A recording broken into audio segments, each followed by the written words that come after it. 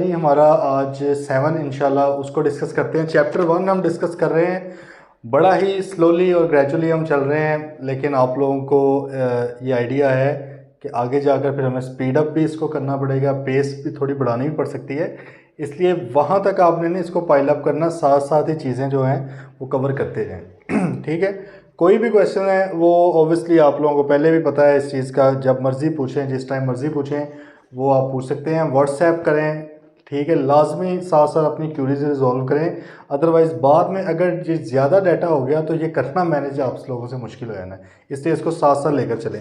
आज एक बड़ा इंटरेस्टिंग टॉपिक है हमारा, एसोसिएशन नॉट फॉर प्रॉफिट, एनपीओज जिसको हम बोलते हैं। ठीक है, उनको आज हमने डिस्कस करना है। आम तौर पर आप लोग एनजीओ वर्ड यूज़ कर देते हैं, छोड़ दें एनजीओ। अब आपने एनजीओ वर्ड नहीं यूज़ करना, अब से आपने सिर्फ NPO, not for profit organisation, वो वर्ड आपने यूज़ करना है कंपनीज लॉ के अंदर रहते हुए। तो कंपनीज लॉ के अंदर एनपीओ की बात पहले भी कहीं पे हुई है, ज़रा बताएं कहाँ पे हुई है? थोड़ी सी बात डिस्कशन हल्की सी हुई है, वहाँ पे मैंने कहा था आगे जाके हम पढ़ेंगे और मैं दोबारा आपसे पूछूंगा, ज़रा बताएं कहाँ पे ये डिस्कशन हुई थी। सोचें, बुक खोलने की आज़ादी है। ऑनलाइन में आप लोगों को पता है कि सारी ईमानदारी आप लोगों पे है, और आप जितने के ईमानदार हैं ये आपको ही पता है, ये मुझे भी पता है। तो बुक खोल कर दिखाएं जी, कहाँ पर लिखा हुआ है एनपीओ इससे पहले, not for profit organisation licence by SECP under section 42। ये हमने पहले कहाँ पे वर्ड यूज़ किया है, टर्म? हाँ जी, पहुंच गया। रही कहाँ पे यूज़ किया था? पब्लिक सेक्टर कंपनीज की डेफिनेशन के अंदर हमने कहा था कि पब्लिक सेक्टर कंपनीज कौन सी हैं। और भी 5 चीज़ें हैं जो गवर्नमेंट या गवर्नमेंट की एजेंसी या स्टैट्यूटरी बॉडी के साथ रिलेट करती हैं। साथ ही आप फ़ौरन रिवाइज भी कर लें, क्विकली इसको रिवाइज कर लें, क्योंकि आ जानी है डेफिनेशन आपको पेपर में। ईजी सी डेफिनेशन है, 3-4 नंबर की आती है, तो आपको ये लिखनी आनी चाहिए। ठीक है जी, 5 चीज़ें वो थी। छठे नंबर पर उन्होंने कहा था कि कोई सी भी not for profit organisation licensed by SECP under section 42 of the companies act, उसको भी आपने पब्लिक सेक्टर के अंदर ले आना है। ठीक है, इसका मतलब पब्लिक सेक्टर के अंदर जाएगी, लेकिन भाई पहले पढ़ तो लें कि अंडर सेक्शन 42 वाली एनएफपी है क्या।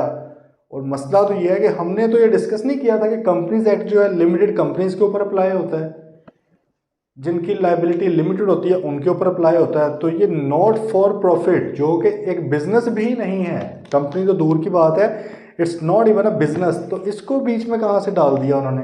तो भाई इसको बीच में क्यों डाला है, इसको हम डिस्कस कर लेते हैं। थोड़ा सा आइडिया पहले मैं आपको दे देता हूँ इसका। इसलिए डाला है कि कुछ एनएफपीज हैं, कुछ नॉट फॉर प्रॉफिट ऑर्गेनाइजेशंस हैं, वो ये चाहती हैं कि भाई हम काम तो अपना नॉट फॉर प्रॉफिट का करें, ठीक है, वेलफेयर का काम करें हम और अपने नॉट फॉर प्रॉफिट पर्पसेस के लिए, इसके अलावा बड़े पर्पस हो सकते हैं, वेलफेयर हो गया, चैरिटी हो गया, जो भी आप करना चाहते हैं वो काम करें। लेकिन हमारे जो प्रमोटर्स हैं या हमारे जो डायरेक्टर्स हैं, सब्सक्राइबर्स हैं, मेंबर्स हैं, शेयर होल्डर्स नहीं कह सकते, शेयर कैपिटल भी होता, ठीक है, ये लोग जो हैं इनको हमारा लाइबिलिटी हमारी लिमिटेड हो जाए। हम अल्लाह की राह में काम करना चाह रहे हैं, हम इंसानियत की रास्ते में काम करना चाह रहे हैं, लेकिन भाई ये ना हो कि काम करते करते कर्जे ले लेकर हम काम करना स्टार्ट कर दें, बाद में कर्जे जेब से देने पड़ जाएं अनलिमिटेड लाइबिलिटी के केस में। इसलिए उन्होंने कहा कि भाई हमें सेफ रखने के लिए हम बिल्कुल ज़रा धड़ल्ले के साथ, मज़े के साथ आप लोगों के लिए, अवाम के लिए काम करें। तो हमारे लिए एक आप शिक निकाल दें प्लीज़ कंपनीज एक्ट के अंदर। शिक क्या है कि सर हम होंगे तो not for profit, we are not a company, हम बिजनेस तो नहीं है, लेकिन हम ये चाहते हैं कि हमारी लाइबिलिटी लिमिटेड अगर आप किसी तरीके से कर दें तो ये आपकी बड़ी मेहरबानी होगी। कंपनीज एक्ट 2017 ने कहा सर जैसा आपका हुक्म, अभी इसको कर देते हैं। तो इस सेक्शन 42 इंट्रोड्यूस करवा दिया गया। सेक्शन 42 अब आ गया है जी कंपनीज एक्ट के अंदर। क्या कहता है सेक्शन 42, उसको डिस्कस करते हैं। लेकिन इसकी जो ऊपर हेडिंग है, licensing of associations with not for profit objects, section 42, इसके साथ आगे ब्रैकेट में आप एक टर्म लिख लें, वो अभी क्लियर भी हो जाएगी। ब्रैकेट में आपने ना आगे ये लिख लेना ना, ओनली एज पब्लिक लिमिटेड, ये आपने ना ब्रैकेट में लिख लेना है। ठीक है, मतलब आपको समझ आ गया होगा कि licensing of association not for profit, NFP का लाइसेंस आपको मिल जाएगा, लेकिन ब्रैकेट में क्या है, ओनली एज पब्लिक लिमिटेड, मतलब है कि प्राइवेट लिमिटेड वाला नहीं मिलेगा। कौन सा, किन कंपनीज को मिल सकता है ये वाला लाइसेंस? पब्लिक लिमिटेड कंपनी को। अगर आपसे कोई बंदा पूछे कि जी नॉट फॉर प्रॉफिट ऑर्गेनाइजेशंस का लाइसेंस लेने के लिए एसईसीपी से पहले मैं कौन सी रजिस्टर या मैं मुझे किस में रजिस्टर होना चाहिए, तो आप क्या कहेंगे कि भाईजान पहले आप लाइसेंस लेंगे, बाद में आप किस में रजिस्टर होंगे, पब्लिक लिमिटेड कंपनी में।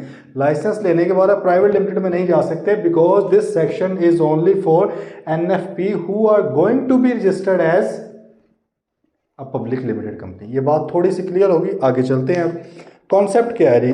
वो कहता है कि people working for useful objects of the society sometimes need protection of limited liability. वो कहते हैं कि भाईजान सोसाइटी के लिए काम करना है, तो इसमें ये ना कहीं हो जाए कि बाहर में जाके सोसाइटी के लिए काम करते करते कुछ हम कर्जे पकड़ बैठे हैं, कुछ लोगों से सर्विसेज ले बैठे, कुछ लोगों से उधार पे फर्नीचर या फिक्स एसेट्स खरीद बैठे हैं, वो भी सारी लाइबिलिटी है आपकी। कंपनी हो जाए डिफ़ॉल्ट ऑर्गेनाइजेशन, वो कहे हमारे पास तो कोई पैसा नहीं है, तो हम कहाँ से अपनी जेब से देंगे, हमने तो भाई अल्लाह की राह में काम करने के लिए किया था। अब अल्लाह की राह में ये ना हो गए रास्ते लग जाए हम, ठीक है।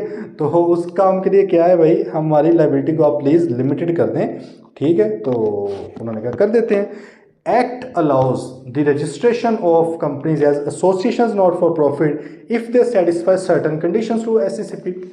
ठीक है जी, कानून ने कहा कि जी भाई हम आपको लाइसेंस दे देंगे अगर कुछ कंडीशंस हैं, वो कंडीशंस वो शराइत के ऊपर आप पूरा उतरते हैं, एसईसीपी आपसे खुश हो गया, सेटिस्फाई हो गया, तो हम आपको क्या एक लाइसेंस ग्रांट कर देंगे।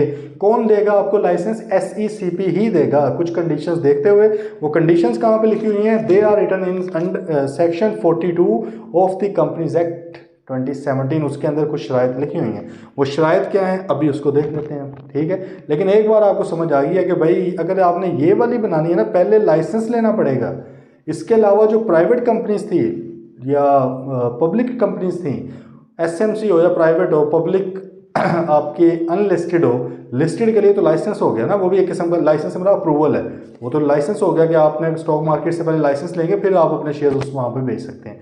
लेकिन वैसे अगर आपने कोई सादा कंपनी बनानी है, you don't need any licence, just the approval of SECP. SECP से पहले कोई और लाइसेंस लेने की नीड नहीं थी इस केस में, लेकिन यहाँ पर आपने एसईसीपी से ही पहले एक लाइसेंस लेना है। उसके अगर ये लाइसेंस मिल गया, ये लाइसेंस बड़ा भाई खज्जल ख्वारी के बाद मिलता है। प्रैक्टिकली स्पीकिंग आगे जाके हम लोग जब कंपनीज को रजिस्टर भी करेंगे, कंपनी को रजिस्टर करना, सादा कंपनी है जो कि एनएफपी नहीं है, एक कोई भी कंपनी ट्रेडिंग की, सर्विस की, कोई टेक्सटाइल का काम करना चाह रहा है, कोई सीमेंट का काम करना चाह रहा है, कोई बंदा फर्नीचर का काम करना चाह रहा है, कोई बंदा अकाउंटेंसी सर्विसेज की कोई अपनी कंपनी खोलना चाह रहा है, आईटी सर्विसेज की कोई कंपनी खोलना चाहता है। ये भाई आपका मुश्किल से 1.5 से 2 घंटे, ये मैं 1.5 से 2 घंटे उन लोगों के लिए बता रहा हूँ इन्होंने पहली दूसरी बार करनी है, ठीक है।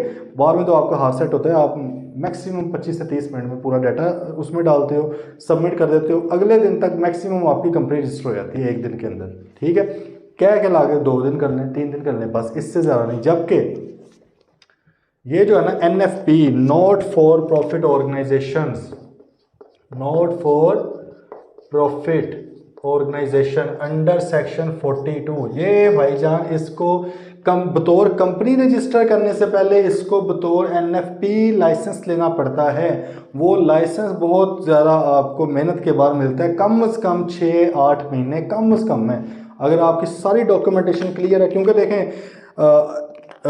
एनजीओज का काम है, नॉट फॉर प्रॉफिट का काम है, लोग आजकल आपको पता 2 नंबरियाँ भी करते हैं, लोगों से पैसा लिया वेलफेयर के नाम पे, इमदाद के नाम पे, डोनेशंस के नाम पे, पता नहीं किधर किधर यहाँ से पैसा होता किसी के थ्रू बाहर पहुँच गया, मनी लॉन्ड्रिंग होती है, टेरर फाइनेंसिंग हो जाती है। तो स्पेशली जब से एफएटीएफ ने हमें ग्रे लिस्ट में डाला, वहाँ से हमारे ऊपर मज़ीद सख्तियाँ होगी। तो इसी तरह उन्होंने कहा कि भाई आप हर बंदे को लाइसेंस बांटते फिर रहे हो, तो इस तरह की हरकतें ना करो, पहले स्क्रूटनी करो कौन से लोग हैं, उनकी पूरी की पूरी सीवी लो, उनके ख़ानदानों को ट्रैक करो, चेक करो, स्पेशल ब्रांच को डाटा भेजा जाता है, एजेंसीज़ को डाटा भेजा जाता है, आपके जो कमिश्नर्स होते हैं रेलेवेंट डिस्ट्रिक्ट के, आपके फिर रेलेवेंट डिवीजन के, उनको भेजा जाता है, होम डिपार्टमेंट को। तो मतलब है कि बहुत अच्छी खासी आपकी स्क्रूटनी होने के बाद अगर एसईसीपी को ये लगे कि जी ये वाकई ये जो कह रहे हैं वो बातें जायज़ हैं, तो फिर जाके आपको लाइसेंस मिलेगा। तो लाइसेंस लेना बड़ा ही औखा काम है। ये लाइसेंस मिल गया, उसके बाद 1-2 दिन में कंपनी रजिस्टर होगी, ठीक है। तो ये अभी देख लेते हैं क्राइटेरिया फॉर लाइसेंस क्या है। ये बड़े गौर से समझना है। Where it is proved to the satisfaction of commission, मतलब है कि अगर कमीशन सेटिस्फाई हो गया या आप देखें ना, इसको आप आसान अल्फाज में लिख सकते हैं, इफ़ कमीशन इज सेटिस्फाइड, इसकी जगह ये लिख दो। ये जो उसने where it is prove to the, छोड़ो इसको, वेयर कमीशन इज सेटिस्फाइड, सही है। तो आप अपने अल्फाज में बातें कर सकते हैं पेपर के अंदर, लेकिन कॉन्सेप्ट नहीं हिलाना। कॉन्सेप्ट चेंज करेंगे पेपर गलत हो जाएगा, कॉन्सेप्ट वही रहे, जो मर्जी लिखी जाओ। अच्छा, where commission is satisfied that an association is to be formed as a limited company and meets the following criteria. अगर कमीशन को लगे कि जी एक लिमिटेड कंपनी फॉलोइंग क्राइटेरिया को मीट कर रही है एनएफपी बनने के लिए, कमीशन में by licence for a period to be specified, licence का पीरियड लिखा होगा 3 साल के लिए, साल के लिए, 2 साल के लिए, आमतौर पे 3 साल के लिए दिया जाता है लाइसेंस। 3 साल बाद दोबारा से कमीशन देखता है कि जो जो इसने पहले बातें की थी क्या उनके ऊपर अभी पूरा उतर रहा है, फिर इसको एक्सटेंशन मिल जाती है। ठीक है, एक्सटेंशन आपको पता ही है फिर जो होती है, ठीक है। तो आपको एक्सटेंशन मिल गई फिर 3 साल के लिए, फिर आप आए दोबारा से आप करें, तो इस तरह लगे रहते हैं। ओके जी, तो आपको कमीशन एक टाइम के लिए दे सकता है। Permit the association to be registered as a public limited company, commission कहेगा कि भाई आप हो तो एनएफपी, लेकिन जाओ आपको यशी करो, आपको मैं लाइसेंस देता हूं कि आप बतौर not for profit organisation register हो जाओ, ठीक है। और किसी को इजाज़त नहीं देता, लेकिन इनको क्योंकि क्राइटेरिया मीट किया अंडर सेक्शन 42, इनको फिर कमीशन ने क्या कहा कि ए पब्लिक लिमिटेड कंपनी तुम आज से एनएफपी के तौर पे काम कर सकती हो, या ए एनएफपी अगर तुम अपनी लाइबिलिटी को लिमिटेड बनाना चाहती हो तो क्या बन जाओ, पब्लिक लिमिटेड कंपनी बन जाओ। क्या एक एनएफपी को प्राइवेट लिमिटेड कंपनी बनाया जा सकता है अंडर सेक्शन 42? जवाब है भाई नो। क्या एक एनएफपी को पब्लिक लिमिटेड कंपनी बनाया जा सकता है? जवाब है इट इज मस्ट, सही है, मस्ट है ये, और ऑप्शन ही कोई नहीं है, there is no other choice.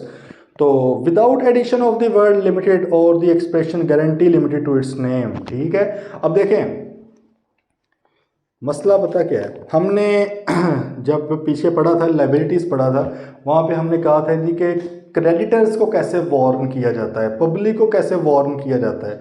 हमने कहा था हमारे नाम के अंदर जब वर्ड लिमिटेड आता है, मतलब है कि अगर मेरा जैसे मेरी कंपनी का नेम है ग्रो वाइज अकाउंटेंट्स, ये मतलब एक फर्म भी है कंपनी भी है, इसका नाम है G grow wise accountants private limited, ठीक है। तो जब ये लिमिटेड वर्ड और प्राइवेट वर्ड आता है तो मेरे क्रेडिटर्स जो हैं उनको पता चल जाता है कि भाईजान इनको जो हमने कर्जा देना है, इनको जो हमने उधार पे चीज़ें या सर्विसेज देनी है वो हमने कंपनी को देनी है। इनके ओनर तो भाग जाएंगे, क्यों? क्योंकि ओनर्स की लाइबिलिटी क्या है, लिमिटेड है। बात आ रही है समझ आपको? ओनर्स की लाइबिलिटी क्या है भाईजान, लिमिटेड है।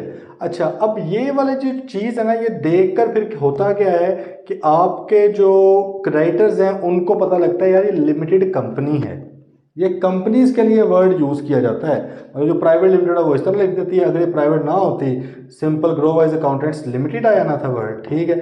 अगर ये एसएमसी होती तो grow wise accountants SMC private limited आया ना था, सही है, ऐसे ही है। तो अगर ये लिमिटेड प्राइवेट लिमिटेड या एसएमसी प्राइवेट लिमिटेड लिखा हो तो इसका मतलब होता है ये कोई कंपनी है। लेकिन भाई ये जो है एनएफपी है, ये कंपनी तो नहीं है ओरिजिनली, ये तो कोई नॉट फॉर प्रॉफिट ऑर्गेनाइजेशन है। इसलिए ये लोग अपने नाम के साथ लिमिटेड वगैरह वर्ड जो है उसको नहीं लिखते, इसलिए उन्होंने लिखा without the addition of the word limited और द एक्सप्रेशन गारंटी लिमिटेड, ठीक है। वो ना तो लिमिटेड लिखते हैं अपने नाम के साथ, ना ही वो गारंटी लिमिटेड लिखते हैं, लेकिन फिर भी उनकी लायबिलिटी क्या होती है, लिमिटेड होती है। बात आ गई है समझ? एक नॉट फॉर प्रॉफिट ऑर्गेनाइजेशन है, अगर वो तमाम ये जो क्राइटेरिया पढ़ने लगे हैं उसको पूरा कर ले तो वो अपने नाम में लिमिटेड या गारंटी लिमिटेड लगाए बगैर भी, देखो प्राइवेट नहीं उसने शेयर किया, प्राइवेट वर्ड नहीं उसने कहा, क्यों नहीं कहा भला प्राइवेट? क्योंकि हमने पढ़ा है कि एनएफपी सिर्फ और सिर्फ बतौर पब्लिक लिमिटेड काम कर सकती है, यही है ना, पब्लिक लिमिटेड हो सकती है, प्राइवेट तो इसलिए उन्होंने प्राइवेट वाली कॉन्सेप्ट को यहाँ से ख़त्म कर दिया। उसने कहा कि भाई आप चाहो तो अपने नाम के साथ ना तो लिमिटेड लगाओ ना ही गारंटी लिमिटेड लगाओ, कोई ज़रूरत नहीं लगाने की, लेकिन आपकी लायबिलिटी लिमिटेड ही समझी जाएगी अगर आपको लाइसेंस मिल चुका है। ओके जी, समझ आ गई गल? चलें, लाइसेंस का क्या तरीकाकार है? लाइसेंस का है जी भाई वो कंपनी बननी चाहिए for promoting commerce, art, science, religion, health, education, research, sports, ये तो रैप हो गया, ठीक है। Commerce, art, science, religion, health, education, research, sports, protection of environment, social welfare, charity और एनी अदर यूजफुल ऑब्जेक्ट। अब आप सोचोगे कि यार इसको किस तरह याद करें, तो भाई छोड़ें इसको। जो जो जेहन में अच्छा काम आ रहा है ना, एजुकेशन आ रही है, हेल्थ आ रही है, वेलफेयर आ रहा है, रिलीजन आ रहा है, स्पोर्ट्स आ रहा है, ये आगे से अच्छी अच्छी चीज़ें जेहन में बस बहुत है, इतनी सारी की सारी याद रखने की ज़रूरत नहीं है आपको। ठीक है, देखिए पेपर के अंदर ना आपकी कोशिश होनी चाहिए कि फुल पेपर करने की तरफ हम जाएं। पूरा पेपर ठीक करने की तरफ अगर आप चलने लग गए तो आपकी बहुत सारी चीज़ें मिस हो जानी हैं। ठीक है, एक क्वेश्चन है वो 5 नंबर का है, उसको जितना मर्जी अच्छा लिख लें, 5 ही मिलने हैं भाई, उसमें से 10 नहीं निकल आने, 15 नहीं निकल आने, लेकिन उस 5 को बहुत ही अच्छा, बहुत ही खूबसूरत, बहुत ही एक्यूरेट करने करते करते आपने कोई 10 नंबर का सवाल छोड़ बैठना है, जिसमें से आना है अब, सही है, उसमें से 0 आना है, तो आपने 5 को सिक्योर करते करते 10 गवा दिए। तो बेहतर नहीं है कि 5 में से 4 ले लो, उस 10 में से कोई 6-7 ले लो, ये बेहतर नहीं है। ठीक है, इसलिए एक एक चीज़ के ऊपर बहुत सारा टेंशन लेने की ज़रूरत नहीं है। कई बार क्या होता है, कॉमन सेंस को आपने यूज़ करना है। अब आपको यहाँ पे पहले पॉइंट में ये पता लग गया कि भाई ये कॉमर्स से मुराद बिजनेस वगैरह, मतलब इनको प्रमोट करने के लिए, प्रमोट से मुराद है क्या है, इनकी बेहतरी के लिए, मतलब है कि आपने कोई अवेयरनेस देनी है, बिजनेस नहीं करना। बिजनेस कर रहे हैं फिर तो वो एनएफपी तो ना हुई, लेकिन आपने कहा है चलो कोई चैम्बर ऑफ कॉमर्स खोल लेते हैं, हमारा पर्पस क्या है, सिर्फ लोगों को अवेयरनेस देना, लोगों के फैसिलिटेट करना। ठीक है, या आपने कोई आर्ट का, कोई आर्ट गैलरी, कोई थिएटर, कोई इस तरह की चीज़ खोली है जिसमें आप कह रहे हैं कि हमारा पर्पस प्रॉफिट कमाना नहीं है, पर्पस हो गया प्रॉफिट कमाना, फिर तो वो एनएफपी नहीं होगी। बात आ गई है समझ।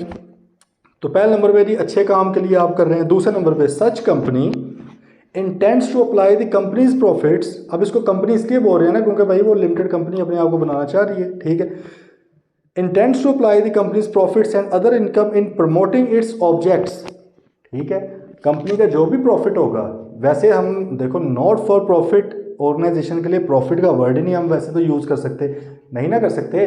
कोई ट्रस्ट है, कोई सोसाइटी है, कोई वेलफेयर फाउंडेशन है, क्या उसके लिए प्रॉफिट का वर्ड यूज़ हो सकता है? नहीं हो सकता है, लॉजिकली गलत है, क्योंकि it's not meant for profit. Profit तो होता है बिजनेस का, तो उनके लिए हम वर्ड कौन सा यूज़ करते थे? प्रॉफिट को सरप्लस कहते हैं, लॉस को डेफिसिट बोलते हैं। ठीक है, लेकिन यहाँ पर एक कंपनी चीख चीख कर कह रही है कि भाईजान मुझे प्लीज़ प्लीज़ प्लीज़ मुझे लिमिटेड कंपनी कंसीडर किया जाए, मुझे पब्लिक लिमिटेड कंपनी बनना है, मुझे वो अच्छा लग, मेरा बचपन से शौक था बड़े होकर पब्लिक लिमिटेड कंपनी बनूंगी, तो अब उसको आप बना दें। फिर आप जब क्योंकि कंपनी कह रहे हैं तो फिर भाई कंपनी के लिए फिर वर्ड्स भी प्रॉफिट्स वगैरह की यूज़ होंगे।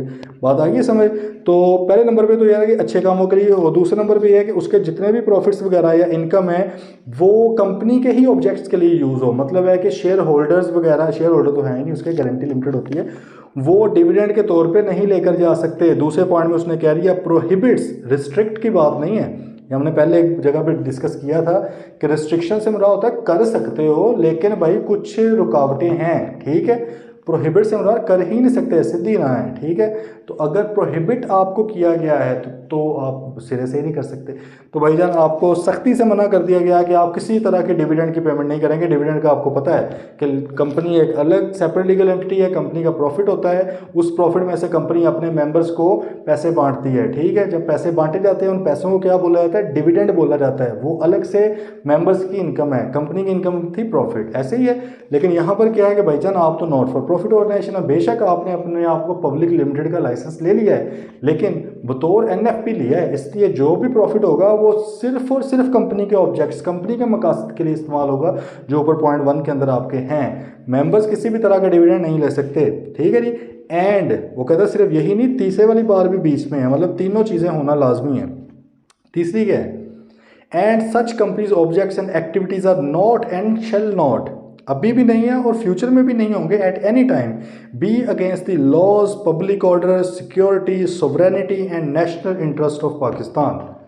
भाई उस कंपनी के जो ऑब्जेक्ट्स हैं, जो प्रिंसिपल लाइन है काम करने की, ठीक है, जो ऑब्जेक्ट क्लॉज है वो मुल्क के खिलाफ नहीं हो सकती, वो पब्लिक ऑर्डर आम जनता के खिलाफ नहीं हो सकती, मुल्क की सोवरेनिटी, खुद मुख्तारी मुल्क की, पाकिस्तान जिंदाबाद, ठीक है, उसके खिलाफ नहीं हो सकती ये वाली चीज़ें, या मुल्क के नेशनल इंटरेस्ट के खिलाफ नहीं। ये ना हो कि खुदा न खास्ता आपने किसी बाहर के मुल्क के साथ कोई डील की हो रही, हम यहाँ से आपको प्रॉफिट कमाना हमारा पर्पस नहीं है लेकिन हम राज बताएंगे आपको, हम ये चीज़ें नहीं है करनी, ये खुदा न खास्ता मुल्क की नेशनल इंटरेस्ट, नेशनल सिक्योरिटी के अगेंस्ट चीज़ें हैं। ठीक है, तो ये भाई हो गया तीन चीज़ें आपकी यहाँ पे क्लियर, आपको अब ये नहीं है कि आप तीन चीज़ें जाके बताएंगे आपको वो मिल जाएगा। मैंने कहा ना कि 6-8 महीने तो मिनिमम है जो लगते हैं, 2-2 ढाई साल भी लग जाते हैं लाइसेंस लेने में। अब इन चीज़ों को प्रूव भी तो करना है ना, क्योंकि ऊपर हमने क्या कहा, where it is prove to the satisfaction of commission. यहाँ पर तो सिर्फ रिक्वायरमेंट की बात है।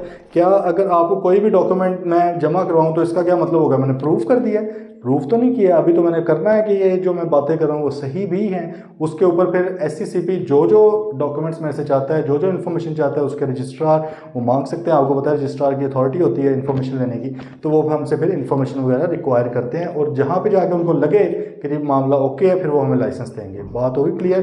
तीन चीज़ों के ऊपर फोकस है हमारा। पहले नंबर पर क्या है कि अच्छे कामों के लिए, for promotion of commerce, art, fashion, religion, sports, culture वगैरह वगैरह वगैरह, इस तरह की चीज़ों के लिए है। दूसरे नंबर पे क्या है, कंपनी का जो भी प्रॉफिट होगा वो सिर्फ और सिर्फ कंपनी के ऑब्जेक्ट्स के लिए यूज़ होगा। थर्ड नंबर पे क्या है भाई, डिविडेंड नहीं दिया जा सकता किसी भी तरह का, ठीक है, डिविडेंड का ताल्लुक ही कोई नहीं है हमारे साथ। चौथे नंबर पे फिर क्या है कि भाई आपने जो है कंपनी किसी भी टाइम पे उसके जो ऑब्जेक्ट्स हैं, उसके जो मकासद हैं, उसका जो काम है, फंक्शन है, ऑपरेशन है, वो पाकिस्तान की सोवरेनिटी, पाकिस्तान के नेशनल इंटरेस्ट, पब्लिक ऑर्डर के अगेंस्ट नहीं हो सकते, ना ही वो कोई इलीगल एक्टिविटी कर सकती है। ओके हो गया मामला, चलेंगे, जाना नहीं है अभी, यहीं पर ठहरें। अब आगे बात आई कंडीशंस एंड रेगुलेशंस। ठीक है, कंडीशन एंड रेगुलेशन एक सादा सी बात है कि कमीशन हो सकता है कि आपको लाइसेंस दे, लेकिन इसके साथ कुछ कंडीशंस भी लगा दे। वो कंडीशन आमतौर पे यही होंगी कि भाईजान आपने ये जो ऊपर बातें गई इनसे अगर आपने इनहराफ किया, हम आपका लाइसेंस कैंसिल कर देंगे। नीचे पढ़ भी लेते हैं लाइसेंस किस तरह कैंसिल होगा, ठीक है। तो ये कुछ कंडीशंस लग सकती हैं। इस तरह भी हो सकती है कि अभी हम आपको 1 साल के लिए दे रहे हैं, बाद में अगर आप इस तरह सही चलते रहे और हम सेटिस्फाई हो गए, आपको 2-3 साल के लिए और भी दे सकते हैं। तो कंडीशंस कुछ भी हो सकती हैं। ओके हो गया सीन, ठीक है।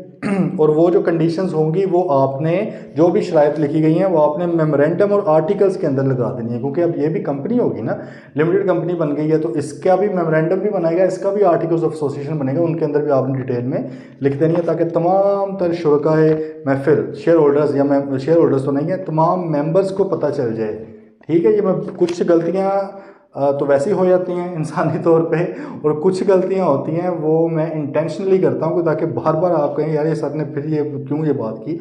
Share holder member are not same person, सही है, हर शेयर होल्डर मेंबर होता है लेकिन हर मेंबर शेयर होल्डर नहीं होता, ये हमें चीज़ें क्लियर हैं। ओके जी, नीचे आ गया जी। अब इसका मेमोरेंडम और आर्टिकल्स फॉर्म, उसका फॉर्म क्या, उसकी शक्ल किस तरह की होगी।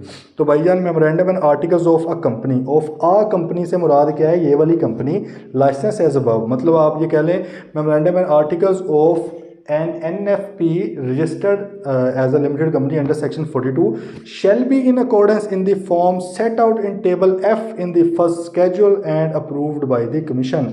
अच्छा जी, अब ये क्या, देखें जी, एक ना आपका कंपनीज एक्ट 2017 आपको पता है, एक कानून है, ठीक है।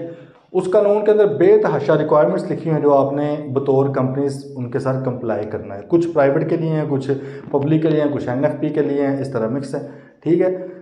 अब उसके ना एंड पे कुछ स्केड्यूल्स दिए हैं। स्केड्यूल से मतलब क्या होता है, नेक्स्ट टाइप, मतलब जो थोड़ा सा कोई फॉर्मेट्स वगैरह होते हैं वो स्केड्यूल में दे दिए जाते हैं आमतौर पे। वहाँ पर ये एक स्केड्यूल दिया गया है, उसका फर्स्ट स्केड्यूल है, डिफरेंट स्केड्यूल हैं उसके, फर्स्ट भी है, सेकंड भी, थर्ड, फोर्थ, फिफ्थ भी हैं। ऑडिट के अंदर स्पेशली मैं बताता हूँ कि थर्ड, फोर्थ और फिफ्थ क्या होता है, तो आप लोग फिलहाल बाकी का कंपनी एक्ट देखें।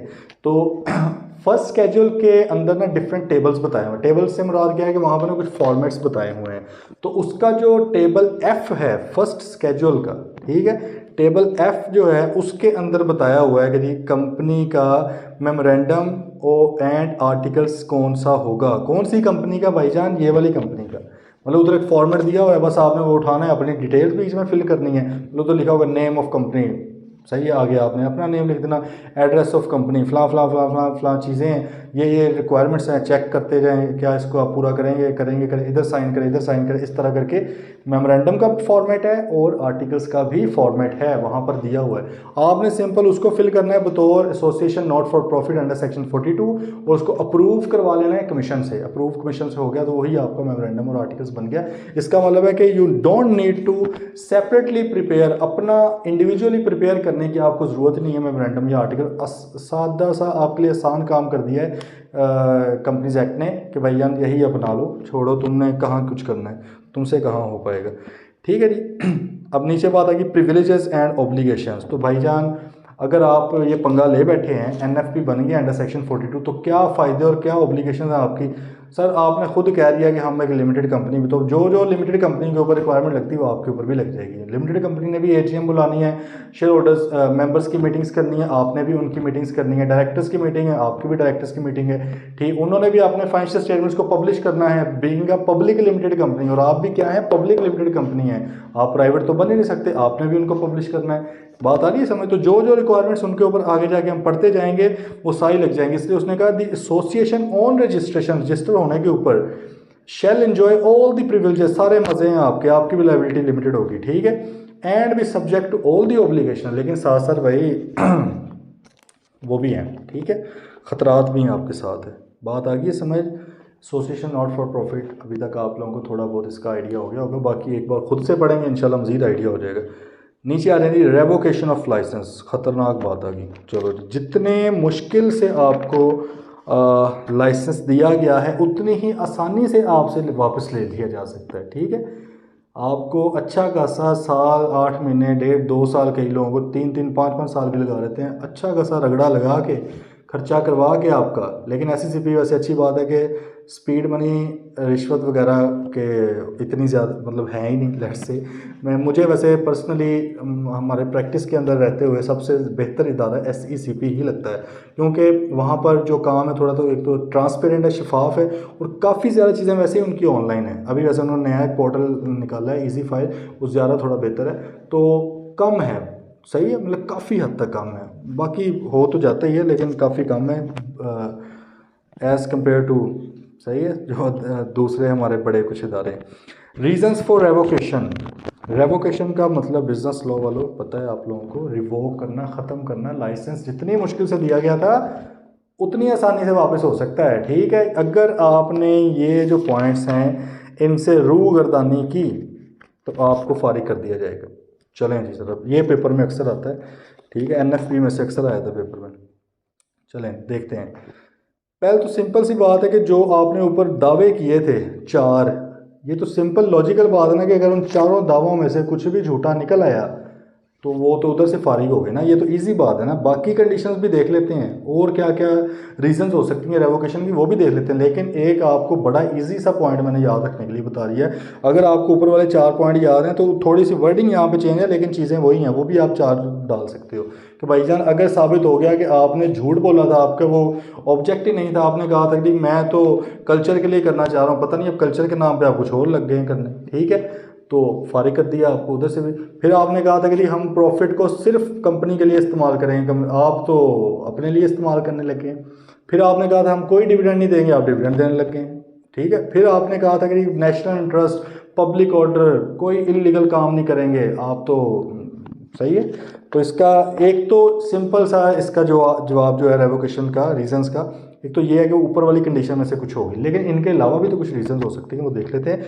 द कमीशन में एट एनी टाइम, किसी भी टाइम पे, बाय ऑर्डर इन राइटिंग, इसको ज़रा अंडरलाइन कर लें, मतलब ऐसे नहीं होगा कॉल आए भाईजान ख़त्म लाइसेंस आपका, नहीं ऐसे नहीं होगा, ठीक है। आपको एक रिटर्न ऑर्डर दिया जाएगा लिख कर कि भाई साहब आपके ये शिकायतें हैं या ये चीज़ें प्रूव हो गई हैं कि आप नॉन कंप्लाइंस में हैं, रेगुलेशंस को नहीं मान रहे, आप अपने आप को कोई फनकार समझते हैं और सारे काम आप जो जो आपने वादे किए थे उनसे आप पीछे हो गए हैं, तो हम आपका लाइसेंस ख़त्म करें, इन रिटर्न ऑर्डर दिया जाएगा। लेकिन जब भी कमीशन कोई फैसला करता है, फिर से एक बात कॉमन सेंस की भी है, लॉजिकल भी है और रूल ऑफ थंब भी आपने याद रखना है, कमीशन हमेशा आपको पहले अपॉर्चुनिटी ऑफ बीइंग हर्ड देता है। मतलब है कि पहले हमेशा कमीशन आपको बुला के कहेगा भाईजान बताएं जी आपका क्या वर्जन है, ठीक है, पहले आप अपना कसीदा ज़रा सुना लें फिर हम फैसला करेंगे। बगैर पार्टी को सुने हुए कमीशन फैसला नहीं करता, ओके हो गया। तो इसलिए उन्होंने पहले तो ये कह दिया कि भाईजान हम आपको in writing revoke a licence granted with such directions as it may deem fit on being satisfied, आपका लाइसेंस कैंसिल कर सकते हैं और साथ कोई डायरेक्शंस भी दे सकते हैं कि यार अच्छा अब लाइसेंस तो कैंसिल हो गया, अब ये फलां फलां फलां चीज़ें करो, तो ठीक है, अगर इसको दोबारा लेना चाहते हो तो ठीक है। ऑन बीइंग सेटिस्फाइड देयर, मतलब है कि अगर कंपनी ने ये नीचे वाले काम कर लिए और कमीशन को लग गया कि आपने किया हुआ है तो आपका लाइसेंस फारिग हो जाएगा। पहले नंबर पे द कंपनी और its management has failed to comply with any of the terms और condition subject to which a licence is granted. हमने ऊपर ये बात की थी कि जब आपको एक लाइसेंस दिया जाता है एक स्पेसिफिक पीरियड के लिए तो उसके साथ कुछ कंडीशंस भी लगा सकते हैं कि यार आपने ये चीज़ें करनी है ताकि आप लाइसेंस में रहें। तो अगर आपने जो जो कंडीशंस आपके ऊपर लगाई थी एससीसीपी ने at the time of grant of licence, आप उनमें से किसी के साथ मुनहरिफ हो गए हैं तो भाई आपके साथ यही होना चाहिए, फारिग कराओ, आपको लाइसेंस कैंसिल हो गया। दूसरे नंबर पे और एनी ऑफ द, अच्छा अब यहाँ पे एंड नहीं है, और से मुराद गया कि इनमें से कुछ भी हो गया अगर और कमीशन को लगा कि भाईजान आपने किया है, प्रूफ हो गया, तो कमीशन आपका लाइसेंस कैंसिल करेगा। दूसरे नंबर पे any of the requirement specified और any relevant regulations are not met और कंप्लाइड विद। जनरल से उन्होंने बात कर दी है कि भाई कोई भी जो स्पेसिफिक रिक्वायरमेंट आपको कही गई थी आपने पूरी नहीं की, या आपने कोई भी रेगुलेशन चाहे वो अंडर सेक्शन 42 वाली रेगुलेशन हो या ओवरऑल कंपनीज एक्ट की रेगुलेशन जो तमाम कंपनीज के ऊपर लगती हैं वो आपने नहीं मानी, आपको फारिग कर देंगे हम। Then affairs of the company are conducted in a manner prejudicial to public interest, public interest के खिलाफ आप लोग काम कर रहे हैं। भाई अफेयर्स आपके जो हैं वो पब्लिक अफेयर्स हैं, मतलब आप कंपनी सही तरह काम नहीं कर रही, मार्केटिंग मिसलीडिंग मार्केटिंग कर रही है, झूठ बोल रही है, फसाद फैला रही है, हंगामों में भरपूर हिस्सा ले रही है, तो इस तरह की कोई चीज़ें हैं, टेरर फाइनेंसिंग कर रही है, मनी लॉन्ड्रिंग कर रही है, पब्लिक के इंटरेस्ट के अगेंस्ट अगर आप कुछ कर रहे हो और एससीसीपी को पता लग गया, फारिग। ठीक है। Fourth point, the company has made a default in filing with the registrar. अब ये याद रखने वाली चीज़ें आ गई क्योंकि बाकी तो जनरल सी है ना, सिंपल। अभी तक हमने क्या पढ़ा है कि भाईजान आपकी कुछ कंडीशंस लगाई थी लाइसेंस के साथ, ये भी आपने पूरा करना है, आपने नहीं पूरी की, फारिग कर दिया। फिर उन्होंने कहा कि आपको कुछ रिक्वायरमेंट पूरी करने का कहा था, कुछ रेगुलेशन थी, आपने वो रेगुलेशन नहीं मानी, फारिग हो गया। फिर उन्होंने कहा कि आपने पब्लिक के इंटरेस्ट के अगेंस्ट के प्रीजुडिशियल काम किया है, उसके अगेंस्ट काम किया है, आपको फारिग कर दे। अब नीचे आगे वो कह रहा है कि अगर आप has made a default in filing, default से मुराद क्या, फेल हो गया, नॉन कंप्लाइंस कर दिया आपने, in filing with the registrar its financial statements और annual returns for immediately proceeding two consecutive financial years. अच्छा, अब ये फाइनेंशियल स्टेटमेंट्स का तो आपको पता होगा, अकाउंट्स हैं। अब आप देखें ना, एक पब्लिक लिमिटेड कंपनी है तो इसका काम है ना फाइनेंशियल स्टेटमेंट जमा करवाए एससीसीपी को जाकर रजिस्ट्रार को। ठीक है, इसमें भाई पिछले कंसेक्टिव 2 साल, कंसेक्टिव वाली बात याद रखनी है, कंसेक्टिव 2 साल पिछले इन्होंने नहीं जमा करवाए। मिसाल के तौर पे अभी लेट से बात चल रही है, आज की मतलब हम डेट देख लेते हैं या कोई मार्च की कोई डेट डाल देते हैं हम। ठीक है, 1 अप्रैल है जी। ठीक है, 1 अप्रैल को ये बात साबित हो गई। एससीसीपी ने अपने रजिस्ट्रार को पूछा कि भाईजान ये तो फलां कंपनी है, एनएफपी है, अंडर सेक्शन 42 रजिस्टर्ड हुई पड़ी है बतौर पब्लिक लिमिटेड कंपनी है आपके पास, बताएं इसने कोई पिछली 2 फाइनेंशियल स्टेटमेंट्स आपको दी हुई हैं कंसेक्टिव ईयर्स की? पिछली 2 से मुराद क्या, अब ये अप्रैल है, हम अज्यूम करते हैं कि 30 जून का ईयर एंड है, तो अब ये वाला तो ईयर एंड नहीं होगा, इसका मतलब है 1 अप्रैल 2024 है, तो पिछला क्या होगा, 30 जून 2023 होगा उसका फाइनेंशियल ईयर, और फिर होगा 30 जून 2022 का फाइनेंशियल ईयर, जुलाई से जून, जुलाई से जून। ठीक है, तो अगर तो भाईजान इसने 2 पिछले कंसेक्टिव ईयर्स की फाइनेंशियल स्टेटमेंट्स और एनुअल रिटर्न्स, एनुअल रिटर्न हम आगे जाके पढ़ लेंगे, अभी फ़िलहाल आपको ये बताता हूँ कि हर कंपनी ने सिवाय एसएमसी के हर कंपनी ने क्या करना होता है, एससीसीपी को या रजिस्ट्रार को स्पेसिफिकली हर साल अपनी इंफॉर्मेशन बतानी होती है कि भाई हमारे ये डायरेक्टर्स हैं, ये शेयर होल्डर हैं, हमने मीटिंग की, उसके अंदर हमने ये फैसले किए, ये आपने बताना होता है हर साल। ठीक है, इसको बोलता है एनुअल रिटर्न बोला जाता है। तो अगर कोई ये वाली कंपनी एनएफपी, उसने भाईजान क्या किया है, पिछले कंसेक्टिव 2 साल की या तो फाइनेंशियल स्टेटमेंट जमा नहीं करवाई या एनुअल रिटर्न जमा नहीं करवाई, तो उसको क्या कर दिया जाएगा, खल्लास। ठीक है, नेक्स्ट आ रहे हैं, और the company has acted against the interest sovereignty and, ये देखें वही ऊपर वाली बात आ गई, उनके खिलाफ आपने किया है, फ्रेंडली रिलेशंस थे हमारे किसी मुल्क के साथ, आपने वो ख़राब कर दिए, तो फिर भी आपकी कंपनी को फारिग कर दिया जाएगा। Then are number of member is reduced below 3, आपके मेंबर्स की तादाद 3 से कम हो गई है। 3 वर्ड उसने क्यों यूज़ किया, 2 क्यों नहीं किया, क्यों, क्योंकि भाईजान आप बतौर पब्लिक लिमिटेड कंपनी हुए थे और पब्लिक लिमिटेड के लिए मिनिमम कितने लोग रिक्वायर्ड हैं, 3 रिक्वायर्ड हैं, लिस्टेड के लिए 7 है, लेकिन लिस्टेड होने से पहले भी पब्लिक लिमिटेड होना ज़रूरी है, तो लिमिटेड कंपनी के लिए क्या होते हैं, 3 लोग। तो अगर भाई आपके 2 बंदे हो गए हैं किसी भी टाइम पे, तो क्या है, आपको लाइसेंस आपका, क्योंकि आप पब्लिक लिमिटेड कंपनी ही नहीं रहे, आपने तो कहा था हम वो बनना चाहते हैं, तो आपको फारिग कर दिया जाएगा, licence cancel. Okay, next point, the company is conceived or brought forth for or is or has been carrying, ठीक है, अनलॉफुल फ्रॉडलेंट एक्टिविटीज़। अच्छा जी, कंपनी को, अब इसको भी सादा अल्फाज में कर लें, ये इज़ और इतना करने की ज़रूरत नहीं है, सादा सी मैं आपको बात कर देता हूँ कि कंपनी फ्रॉडलेंट या अनलॉफुल एक्टिविटी के लिए बनाई गई थी या अभी कर रही है ये वाले काम। पहले तो सही काम थे, सही है, ओके था सब कुछ, अब भाई दो नंबरियाँ बेईमानियाँ करने लगी है, तो फिर क्या करें, इसको फारिग कर दें। दूसरे नंबर पे द कंपनी इज़, फिर से रन एंड मैनेज्ड बाय, अब ये एंड वाला नहीं है, अभी और वाले हैं, ठीक है। तो आप ये समझ लें कि टोटल पॉइंट हमारे कितने बन जाते हैं, ये 3 3 6, 6 और 5 11, 1 12, 12 हरकतें अगर आप कर लो इसमें से एक भी, तो आपका लाइसेंस रिवोक हो जाएगा। तो कंपनी की पहली तो होगी कि भाई 2 नंबरियाँ करने लग गए हैं। दूसरे नंबर पे क्या है, companies run and managed by persons who fail to maintain proper and true accounts और दे कमिट फ्रॉड, मिसफीजेंस और malfeasance in relation to the company. Company खुद तो सही है, लेकिन कंपनी को चलाने वाले बंदे 2 नंबर हैं, ठीक है, फ्रॉडिये हैं, वो ट्रू एंड प्रॉपर अकाउंट्स नहीं रखते, बुक कीपिंग उनकी प्रॉपर नहीं है, चीज़ों को छुपाया हुआ है उन्होंने, वाउचर्स छुपाए हुए हैं, डबल बुक्स चला रहे हैं, टैक्स वालों को कुछ और दिखाते हैं, एससीसीबी को कुछ और दिखाते हैं, बैंक के पास जाते हैं कुछ और ही दिखा देते हैं, बैंक वालों को कहते हैं हम कमाई बहुत रहे हैं, हमारा तो 5 उंगली में सर कढ़ाई में है, और एफपीआर को आप कहते हैं कि सिर्फ सारी कढ़ाई में है, जल रहा है तो हमारे पास तो है ही कुछ नहीं। तो इस तरह के अगर 2 नंबरियाँ करने वाले लोग आपकी कंपनी को मैनेज कर रहे हैं, और अक्सर इस तरह के लोगों का पहले ही पता होता है एससीसीबी को, ये डायरेक्टर्स हैं, इसके ऊपर पहले भी केसेस वगैरह चल रहे हैं, ठीक है, या किसी शेयर होल्डर या मेंबर की उस पर एप्लीकेशन पे अगर एससीसीपी को ये बात पता चल जाए और ये प्रूफ हो जाए कि जी इसको ऐसे लोग चला रहे हैं, तो इसको भी क्या किया जाएगा, फारिग कर दिया जाएगा कंपनी का licence. Then companies run and manage by person who are involve in terrorist financing or money laundering. अस्तगफिरुल्लाह, भाई अगर आप मनी लॉन्ड्रिंग में इन्वॉल्व हैं, मतलब है कि कुछ साहिबान जो हमारे पॉलिटिशियन है वो उनको तो नहीं करनी चाहिए फिर कोई कंपनी इस तरह की, लेकिन वो भी चला रहे हैं। अगर आप मनी लॉन्ड्रिंग में इन्वॉल्व हैं या टेररिस्ट फाइनेंसिंग में इन्वॉल्व हैं और आप मैनेज कर रहे हैं एक ऐसी कंपनी को जिसको आप कह रहे हैं हम तो जी दुनिया की खिदमत कर रहे हैं, इंसानियत की खिदमत के लिए बनाई है, तो भाईजान किसको धोखा दे रहे हैं, कंपनी फारिग हो जाएगी, लाइसेंस फारिग, ठीक है। Next, companies manage by persons who refuse to act according to the requirements of the memorandum of association or articles or provisions of the Companies Act or failed to carry out the direction of the decisions of commission or the registrar given in the, देखो ये अब इन्होंने बिल्कुल एक बागी बंदे की बात कर दी है। उन्होंने कहा कि अगर पहले तो उन्होंने देखो कंपनी के मैनेजर के वाले से 3 बातें आ चुकी हैं, मैनेजर से मतलब उनके डायरेक्टर्स वगैरह। पहले तो उन्होंने कहा कि भाई 2 नंबर बंदे आपकी कंपनी को मैनेज कर रहे हैं। दूसरे नंबर पर उन्होंने कहा कि भाईजान जो बंदे आपकी कंपनी को मैनेज कर रहे हैं वो टेररिस्ट फाइनेंसिंग के अंदर इन्वॉल्व हैं, मनी लॉन्ड्रिंग के अंदर इन्वॉल्व हैं, तो आपकी कंपनी का लाइसेंस भी हम फारिग कर देंगे।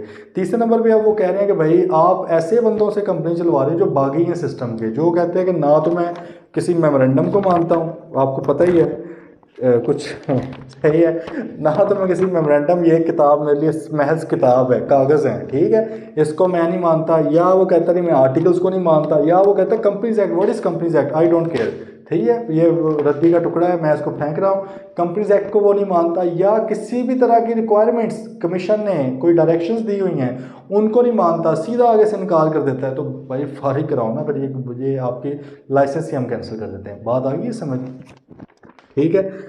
तो नेक्स्ट क्या है, और not carrying on its business और is not in operation for 1 year. ये यहाँ पर भी साल आ गया तो इसको भी याद रखना है। पहले एक साल आया था, वो कौन सा साल था कि आपने अगर पिछले 2 साल कंसेक्टिव 2 ईयर्स के फाइनेंशियल स्टेटमेंट्स या एनुअल रिटर्न्स फाइल नहीं किए रजिस्ट्रार को, आपका लाइसेंस एनएफपी वाला कैंसिल कर दिया जाएगा।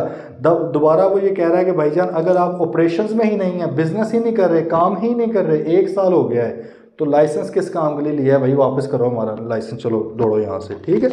तो अब ये तो कंपनी के वाले से बातें आ गई। लास्ट पे क्या है जी, उन्होंने कहा it is just and equitable that the licence, बस यार उसने कहा इतना लिख दिया है, अब बस अगर मुझे लग रहा है ना कि कर देना चाहिए, मुझे नहीं समझ आ रही मैं क्या बताऊँ, तो मैं इसको कर दूंगा, ठीक है, एक्विटेबल। लेकिन ये मैं मजाक कर रहा हूँ कि समझ नहीं आ रही, समझ तो ऑब्वियसली आनी चाहिए, क्योंकि आपने उसको अपॉर्चुनिटी ऑफ बीइंग हर्ड भी देनी है अगली कंपनी को। कंपनी आगे आपसे पूछेगी भाईजान क्यों लाइसेंस कैंसिल कर रहे हैं, उसको भी सेटिस्फाई करना है, उसको प्रूव करने का आपने पॉइंट देना। जिद्दबाजी में, लागतबाजी में थोड़ी कंपनी फारिग करनी है। लेकिन लास्ट पॉइंट क्या है कि एससीसीपी को लगता है कि यार ये ऊपर वाले मैटर्स तो कोई नहीं है, इस पे लग रहे हैं, लेकिन स्टिल इसके कुछ मसाइल ऐसे हैं, ये उन्होंने इसमें असल में प्रिंसिपल स्टांस दे दिया ना एंड पे कि रूल्स ऊपर लिख दिए हैं, एक लास्ट वाला प्रिंसिपल स्टांस है आपका कि अगर अभी भी आपको लग रहा है कि यार ये बंदा है 2 नंबर ही, ये इधर नहीं काबू आ रहा, लेकिन मुझे कंफर्म हो गया कि बंदा है 2 नंबर, ठीक है, ये नाइंसाफ़ी हो जाएगी पब्लिक के साथ अगर इसका लाइसेंस ना कैंसिल किया गया तो लाइसेंस कैंसिल कर दें। ये भाई बहुत ही ज़्यादा ज़रूरी आपका रेवोकेशन ऑफ लाइसेंस का कॉन्सेप्ट है, अक्सर 8-9 नंबर का आया था, सीधा सीधा सा है। दोबारा से अगर हम इसको रिवाइज़ कर लें, देखें तो कमीशन ने जिस तरह आपको लाइसेंस दिया था, कमीशन वो वाली लाइसेंस वापस भी ले सकता है। किस तरह ले सकता है? अगर आपने जो जो वादे किए थे कमीशन से, आप उनसे पीछे हट गए हैं, कमीशन को लगता है कि जो जो कंडीशन मैंने लाइसेंस के साथ लगाई थी आप उनको मीट नहीं कर रहे, कमीशन को लग रहा है कि आप किसी तरह की रिक्वायरमेंट्स को मीट नहीं कर रहे, या जो रेगुलेशन हैं, कानून वगैरह हैं साथ, आप उनको मीट नहीं कर रहे, उनकी कंप्लायंस नहीं कर रहे, आपके जो अफेयर्स हैं कंपनी के वो पब्लिक इंटरेस्ट के खिलाफ हैं, आपकी कंपनी जो है भाई पिछले 2 साल से कंसेक्टिवली या तो उसने फाइनेंशियल स्टेटमेंट्स फाइल नहीं किए रजिस्ट्रार को, आपकी तो पब्लिक लिमिटेड कंपनी है, यू मस्ट पब्लिश, ना सिर्फ पब्लिश करने चाहिए सरेआम, रजिस्ट्रार को तो सबसे पहले देना चाहिए, आप ना तो फाइनेंशियल स्टेटमेंट्स दे रहे हैं ना ही एनुअल रिटर्न्स आप फाइल कर रहे हैं, तो फारिग कराया जाए आपको भी, या आप लगता है कि पाकिस्तान के खिलाफ खुदा न खास्ता आपने कोई काम किया है तो आपका लाइसेंस रिवोक किया जाएगा, और क्योंकि आप पब्लिक लिमिटेड कंपनी थे, आपके कम से कम 3 मेंबर्स होने चाहिए थे, 3 से कम हो गए, लाइसेंस फारिग, या आपकी कंपनी 2 नंबर कामों के लिए बनाई गई थी, या अब पहले तो सही थी अब करने लगी है, या आपकी कंपनी को ऐसे लोग मैनेज कर रहे हैं जो फ्रॉडी हैं, ठीक है, जो मिस फीजेंस का और मेल फीजेंस से मुराद है, लोगों के पैसों के साथ गबन करते हैं, इधर के पैसे उधर हेरा फेरी करते हैं, और या प्रॉपर एंड ट्रू अकाउंट्स नहीं रखते तो उनको फारिग कर दिया जाएगा, या ऐसे लोग मैनेज कर रहे हैं जो टेररिस्ट फाइनेंसिंग के अंदर इन्वॉल्व हैं या मनी लॉन्ड्रिंग के अंदर इन्वॉल्व हैं, फिर भी आपका लाइसेंस रिवोक कर दिया जाएगा, या एक बागी इंसान जो है वो आपकी कंपनी को मैनेज कर रहे हैं जो ना तो मेमोरेंडम को मानते हैं, ना आर्टिकल्स को मानते हैं, ना कंपनीज एक्ट को मानते हैं, ना किसी और रेगुलेशन को मानते हैं, ना ही कमीशन की या रजिस्ट्रार की डायरेक्शंस को मानते हैं, तो भाईजान ऐसे बंदे को आप फिर घर बांध के रखें, ठीक है, कंपनीज मैनेज ना करवाएं, लाइसेंस रिवोक हो गया। देन लास्ट क्या थी कि अगर कंपनी 1 साल से ना तो कोई बिज़नेस कर रही है या ऑपरेशंस में ही नहीं है, कोई ऑपरेशन नहीं चल रहे, चिल बैठे हुए हैं सारे लोग घर पे, 1 साल हो गया है तो फिर भी फारिग। और लास्ट पे क्या है जी, अगर एसएससीपी को सिर्फ लगता है कि यार ये कर देना चाहिए, ये ऊपर वाला पॉइंट तो कोई नहीं लग रहा, लेकिन प्रिंसिपली जो है कंपनी वायलेट कर रही है रूल्स को, उसको फारिग कर देंगे। ओके हो गया जी। अपॉर्चुनिटी ऑफ बीइंग हर्ड आपने लाजमी देनी है, कंपनी को एक नोटिस देना है इन राइटिंग में आपने, उसमें इंटेंशन भी लिखनी है कि भाईजान अगर आप नहीं आएंगे आपको हम एक लास्ट अपॉर्चुनिटी दे रहे हैं, आके अभी भी साबित कर दें, हम लाइसेंस के ऊपर बस मैं कैंसिलेशन का साइन करने वाला हूँ, इसको मैं कैंसिल करूँ, अगर आप मेरा पेन आके पकड़ लें, रोक लें, मुझे साबित कर दें तो मैं रुक जाऊँगा, अदरवाइज ये साइन होने लगे, ठीक है, इसको कहते हैं अपॉर्चुनिटी देना, मौका दे देना एक आखिरी। अब बात है कि effects of revocation of licence, जब लाइसेंस रिवोक हो गया तो क्या होगा भाई, वही होगा जो मंजूर खुदा होगा, जैसे लाइसेंस से पहले आपकी जो हरकतें थी, आप मतलब एनएफपी तो थे लेकिन आपकी लायबिलिटी लिमिटेड नहीं थी, अब वही वाली चीज़ें हो जाएंगी, कुछ एडिशनल हो जाएंगी, वो देख लेते हैं। अच्छा, जब आपका लाइसेंस रिवोक किया जाएगा, सबसे पहले the company shall stop all its activities except the recovery of money owed to it if any. जब लाइसेंस रिवोक हो गया इसके बाद अगले ही सेकंड से जैसे ही आपको पता लगा, आप किसी भी तरह की एक्टिविटी नहीं कर सकते। हाँ, अगर आपने लोगों से कोई पैसे लेने थे, रिसीवेबल्स थे आपके, वो आप ज़रूर लें, वो आपका हक है। आपका क्या हक है, असल में तो पब्लिक के लिए आपने बनाया था, तो पब्लिक का हक है, वो आप लाजमी लें, लेकिन आप इसको कोई मज़ीद काम नहीं कर सकते। तो इसका मतलब पहले तो काम करने से रोक लिया गया, क्योंकि ये एनएफपी वाला काम अंडर सेक्शन 42 वाली एनएफपी ये आप कर ही तब सकते हो जब आपके पास लाइसेंस हो, जब लाइसेंस ख़त्म तो काम भी ख़त्म। दूसरा point, the company shall not solicit और receive donation from any source. Solicit का मतलब होता है मांगना, इनवाइट करना, सही है, मतलब चंदा मांगना। आप भाई किसी भी तरह की ना तो चंदा मांग सकते हो ना चंदा रिसीव कर सकते हो। उसने दोनों पॉइंट लिख दिया ना, ये पहला होता तो आपने कहना मांगा नहीं थे और उसने खुद आके दे दिया तो मैं रख लिया।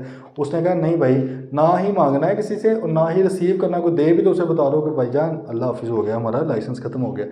एंड तीसरा पॉइंट समझे, पहले 2 पॉइंट तो लॉजिकल है,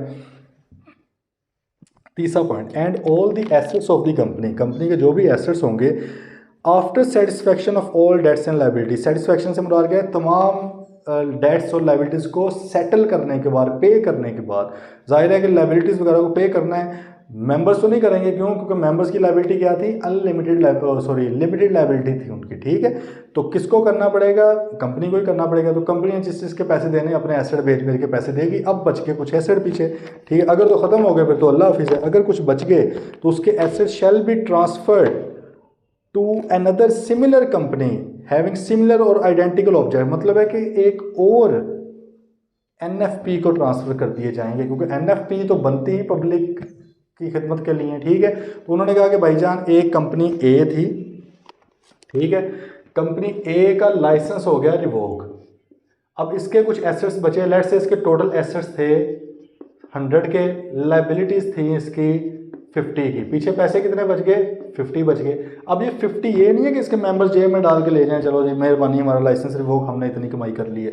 अगर ये होने लग गया फिर तो लोग लुट मार मचाएं, ठीक है, पैसा लोगों का कमाएं, अपनी जेबों में डालें, प्रॉफिट पड़ा हुआ इतना ज़्यादा, एसेट्स बनाते जाएं कंपनी के। एससीसीपी को पता लगा, एससीसीपी लाइसेंस कैंसिल करें, हम खुश हो गए, चलो जी जान छुट्टी लाइसेंस की, जितने भी एसेट्स हैं हम बांट लेते हैं। उन्होंने कहा ना ना ना काका ना, ये काम नहीं करने आपने।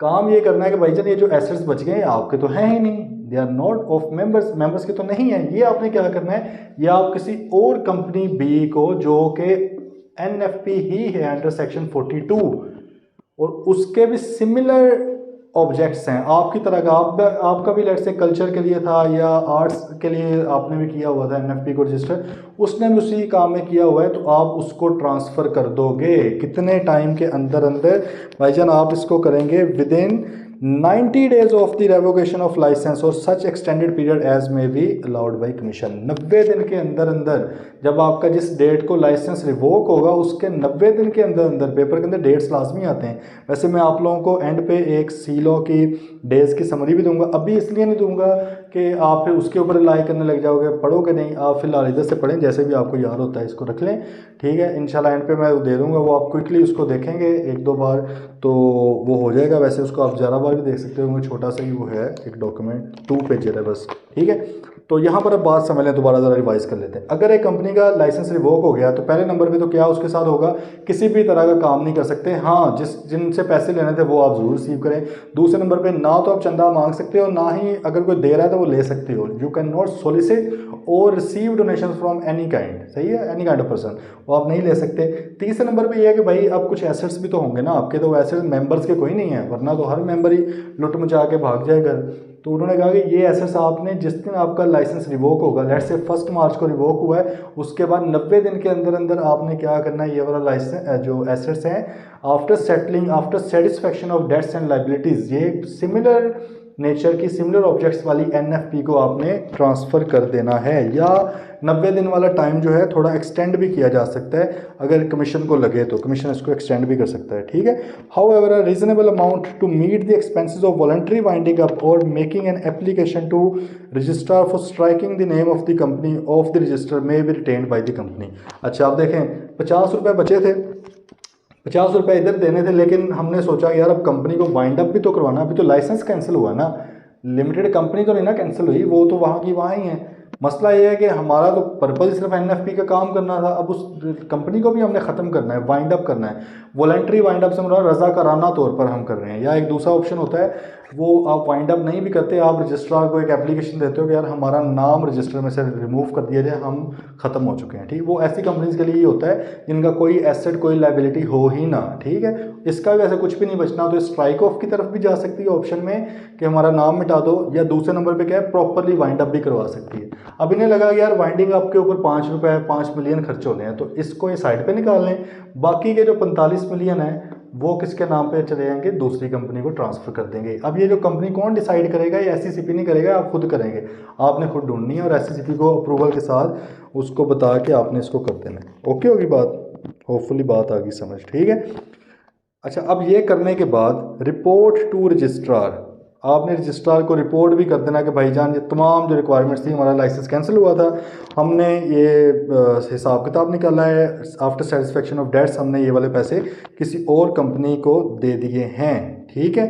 उसके अंदर तमाम ये इन्फॉर्मेशन हो जाएगी। ये आपने कब तक ये रिपोर्ट जमा करवानी, with in 15 days of such compliance. जब आपका सारा काम कंप्लीट हो जाएगा, ज़रूरी नहीं कि आप 90वें दिन ही आगे जाके करें, वैसे पाकिस्तानी होते हुए ज़ाहिर आप लास्ट डेट पे करेंगे, लेकिन अगर आप पहले भी कर दें तो जिस दिन भी आपने सारे ये शिफ्टिंग वगैरह कर दी है उसके 15 दिन के अंदर अंदर आपने रजिस्ट्रार को एक रिपोर्ट बना के दे देनी है कि सर ये सीन हुआ था, लाइसेंस इस डेट पे कैंसिल हुआ, ये एसेट्स थे, ये लाइबिलिटीज़ थी, पीछे ये पैसे बचे, उसमें से कुछ पैसे हमारे ये जो खर्चे के ऊपर लगे हैं इसके भी सबूत देख लें, एसी के ऊपर लगे, हम कुछ जेब में लेकर जा रहे, बाकी के पैसे जो है हमने किसी दूसरी कंपनी को, ये वाली फलां कंपनी है उसको ट्रांसफ़र कर दी है। ठीक है।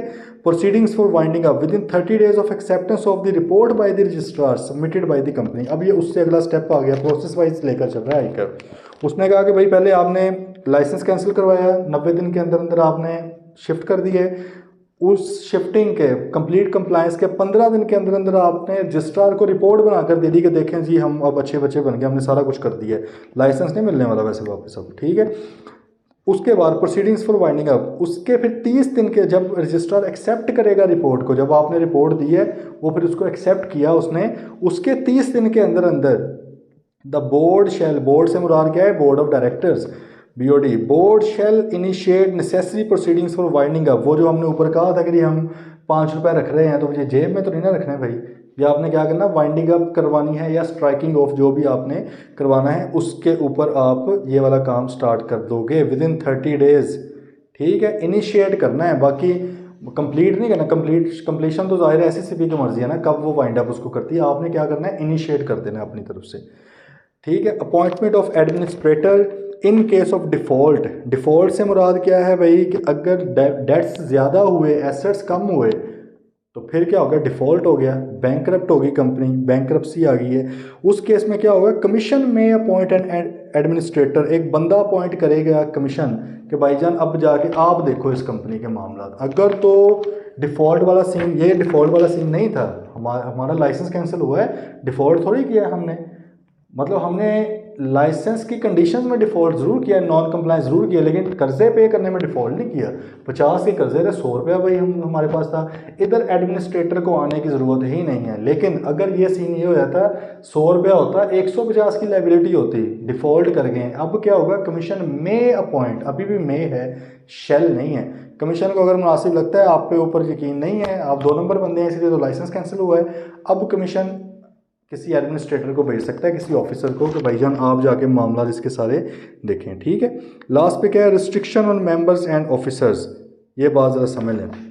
Where any assets of the company are transferred in consequence of revocation of licence, मतलब जैसे कि इसके एसेट्स इसको ट्रांसफ़र हो गए हैं, ठीक है, to another company, the members and officers of the first mentioned company, A के जितने भी मेंबर्स थे और ऑफिसर्स थे, ऑफिसर्स का आपको पता है CEO, director, company secretary, CFO या इसके अलावा जिसको ऑथराइज़ किया गया हो, इस कंपनी के मेंबर्स या ऑफिसर्स जो हैं, और any of their family member, या इनके फैमिली मेंबर भी, फैमिली मेंबर का आपको पता है भाई बहन, अब्बा अम्मी, आपके स्पाउस वगैरह आपके तो नहीं है, ठीक है दुखती रग पे हाथ रख दिए, तो भाई आपके फैमिली मेंबर्स या बतौर मेंबर आप, या अगर आप इस कंपनी के ऑफिसर्स हैं, ठीक है, तो इनके जो लोग हैं, shall not be eligible to hold any office in the latter company for a period of 5 years from the date of transfer of such assets।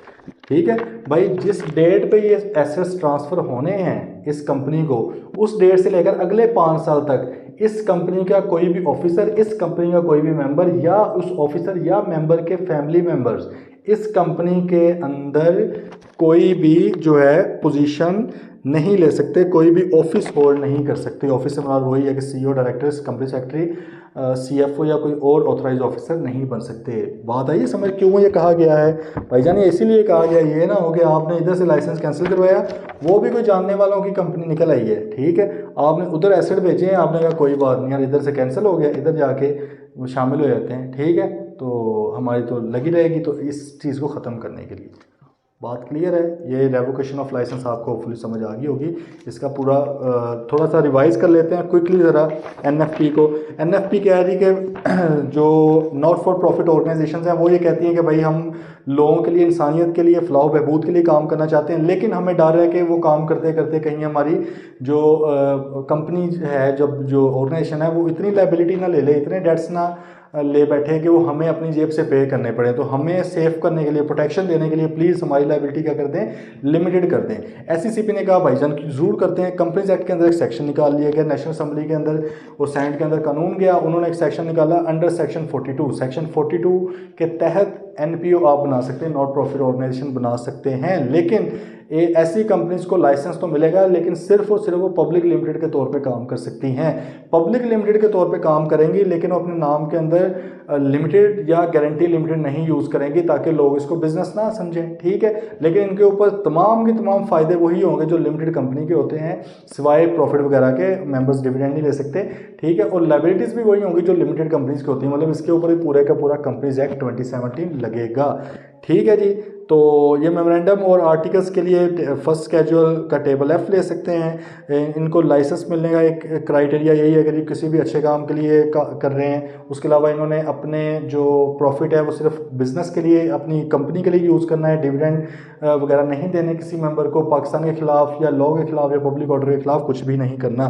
लेकिन ये वाला लाइसेंस कैंसिल भी किया जा सकता है अगर आप कोई भी बेहुदा हरकतें करते हैं। अगर आपका लाइसेंस कैंसिल हो गया, उसके बाद क्या होगा, कंपनी उसी दिन से अपनी तमाम एक्टिविटीज़ ख़त्म कर देगी। हाँ, अगर किसी से पैसे लेने हैं वापस, वो आप ज़रूर लें। कंपनी ना तो किसी से चंदा मांग सकती है, ना ही रिसीव कर सकती है किसी तरह की डोनेशन। और कंपनी ने जिस दिन उसका लाइसेंस कैंसिल हो गया उसके 90 दिन के अंदर अंदर, या जो भी टाइम अगर एक्सटेंड कर देता है एससीसीपी, तो 90 डेज़ के अंदर अंदर कंपनी ने आफ्टर सेटलिंग ऑल डेट्स, और कुछ पैसे रखने के लिए, कंपनी का स्ट्राइक ऑफ करने के लिए, अगर कंपनी की एसेट लायबिलिटी बिल्कुल खत्म हो गई तो स्ट्राइक ऑफ करवा लें रजिस्ट्रार से अपना नाम, या फिर वॉलंटरी वाइंडिंग अप, रजा कराना तौर पे कंपनी को ख़त्म करने का प्रोसेस करने के जो पैसे बचते हैं, 5 रुपये आपने वो साइड पे निकाल के रख लिए उस पर खर्चा करने के लिए, बाकी के 45 रुपये आपने 90 दिन के अंदर अंदर ऑफ रेवोकेशन ऑफ लाइसेंस किसको भेज देने हैं, सिमिलर काइंड ऑफ एनएफपी को आपने ट्रांसफ़र कर देने हैं, ठीक है। जब ये हो गया, ये सारी कंप्लायंस के 15 दिन के अंदर अंदर आपने रजिस्ट्रार को एक रिपोर्ट बनाकर दे देनी कि भाईजान देखें मैं अब बच्चा हो गया था, मैंने तमाम कंप्लायंस कर दी है। जब वो रजिस्ट्रार एक्सेप्ट कर लेगा, उसके 30 दिन के अंदर अंदर फिर ये जो आपने वादा किया था वाइंडिंग अप वाला या स्ट्राइक ऑफ वाला, आपने उसका प्रोसेस इनिशिएट करना है। आपने सिमुलार क्या है, कंपनी के बोर्ड ने वो वाला प्रोसेस इनिशिएट कर लेना है। अब ये सारे मामला हो गए, लेकिन साथ ही उन्होंने कहा कि भाईजान जो कंपनी का लाइसेंस कैंसिल हुआ है उसने दूसरी कंपनी को एसेट्स ट्रांसफ़र किए हैं, तो इस कंपनी के ऑफिसर्स या उनके मेंबर्स या इन ऑफिसर्स या मेंबर्स के फैमिली मेंबर्स अगले 5 साल के लिए, जिस डेट को एसेट्स ट्रांसफ़र हुए हैं उससे 5 साल तक इस कंपनी के ऑफिसर्स नहीं बन सकते। क्लियर है जी बात। बाकी इसके जो क्वेश्चंस हैं सिंपल हैं, ये मैं आप लोगों को दे रहा हूँ क्योंकि साथ साथ प्रैक्टिस भी आप भी करें। अब हल्का सा हाथ लिखना स्टार्ट करते हैं, ठीक है। तो आप लोगों ने इसको करना है और ये आप लोग इसमें ना ये क्वेश्चन पढ़ लीजिएगा सारे, लेकिन ये जो प्रैक्टिस क्वेश्चन 8 है कैंसर रिसर्च एसोसिएशन वाला, ये आप लोगों ने प्लीज़ लिख कर PDF क्लास में ही मुझे सेंड करना है, ठीक है। तो वो आपने लाजमी व्हाट्सएप करना है। आप लोगों के टेस्ट भी हम जल्द स्टार्ट कर रहे हैं, ये वैसे इसी वीक में ही इसका टेस्टिंग का भी हम कर लेते हैं, ठीक है। तो टेस्टिंग का भी मोड वही होगा कि आप लोगों को टेस्ट ग्रुप में शेयर कर दिया जाएगा, आप लोगों ने सॉल्व करना है, उसको PDF बनाकर वो भेजना है। इंशाल्लाह मैं मार्क भी खुद करूँगा और आप लोगों को फिर उधर भी थोड़ा सा खींचेंगे, ठीक है। थोड़ा सा डिसिप्लिन होना पड़ता है बस ऑनलाइन में, बाकी तो इंशाल्लाह बेस्ट है। कल फिर आगे कंपनीज़ की रजिस्ट्रेशन की तरफ चलते हैं, ठीक है। टिल देन टेक केयर, अल्लाह हाफिज़।